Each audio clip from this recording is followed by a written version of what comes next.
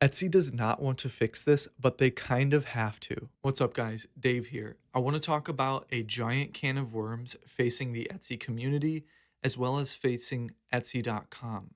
What am I talking about here? I'm talking about Etsy dropshipping.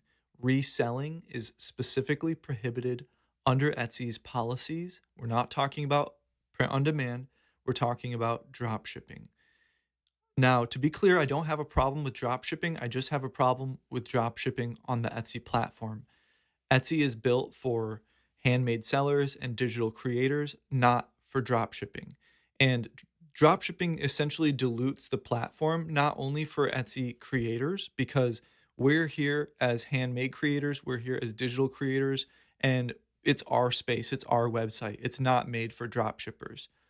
And it also dilutes the website for the customers. Now, I've browsed the Etsy subreddit recently, and there are a lot of posts from customers talking about this problem as well. It used to be that Etsy sellers really wanted dropshippers gone, but now I've seen that at least the smart consumers understand that Etsy is a handmade platform, or at least a creator's platform, not just a dropshipper's platform, and it should be that way because dropshippers dilute the platform.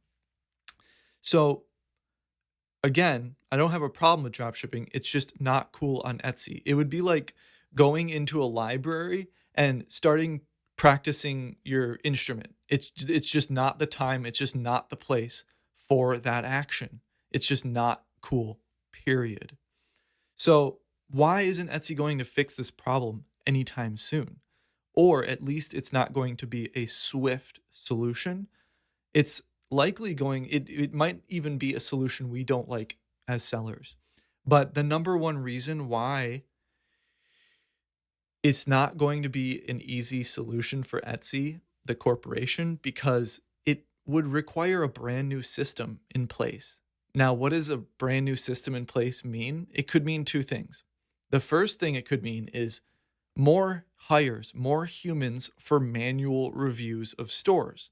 Okay, what does that mean? Less profit for Etsy. And what does that mean? Less profit to show on shareholder reports, which means stock price going down. Ever since Etsy has become a publicly traded stock, they've had to dance that fine line of attempting to always be profiting, increasing stock prices, and putting everything else kind of in the on the back burner to try to achieve that. Now, with humans being hired for manual review, that would cost a lot of money. Or let's say reason number two why it will likely not be fixed, or why they don't want to fix it, is an AI system that would essentially, like, let's say they build an AI system that can match photos from AliExpress. That would be really simple, actually. Well, I don't know that. I'm just saying that it would be really simple, but I have no idea what that it would entail. However, that would be one solution, is what I meant to say. That would be one solution that would give them a good lead, an AI system that runs image searches on their entire platform, which would probably take a lot of computing power and a lot of money for them. But an AI system that checks Etsy photos with AliExpress photos. And if they find any duplicate images, they immediately flag that store. Then a human review gets done. Both of those systems would cost a lot of money, and that means loss in stock price. Then going on from there, that would also result in a loss of stores on Etsy. If they did make, let's say they made a perfect AI system that was a 100% accurate all of the time, that would still mean a massive loss of stores, aka revenue for the Etsy corporation, which would also result in the loss of stock price. So no matter what, they're in a pickle. They're in a catch 22.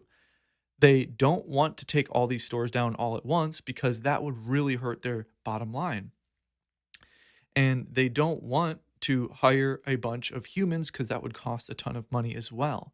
So they're in a huge pickle. But I see it coming to a tipping point eventually, because if it gets so bad to where consumers openly talk about Etsy being a just a junk platform, if Etsy starts to obtain a wish.com type stigma, that is not going to be good either. And it will be too late for Etsy by then to reverse course and try to fix that. Either way, it's coming to a head in these coming years or even now, who knows? And it's not going to get any better anytime soon, and it's going to be hard for them to figure it out, honestly, because of what I just mentioned. They claimed the last fee increase was to help the integrity of the platform, but I haven't seen any improvement, and I'm sure you haven't either. And there is a lot of Etsy dropshipping open talk on YouTube about Etsy dropshipping. And that's unfortunate because you have to have some loss of integrity to teach others to break the policies on a website. You just, it plain and simple. You have to have some lack of integrity. Again, like I said, it's like going into a library and practicing electric guitar super loud. That's awesome, you play guitar, but don't do it here. It's like that. It's just not cool, plain and simple. So, those are my thoughts on the Etsy dropshipping situation. It is coming to a point where consumers are openly talking about it and consumers are fed up with it as well. And I have been around on Etsy since 2018, and it was not like this before, but who knows what the future will hold.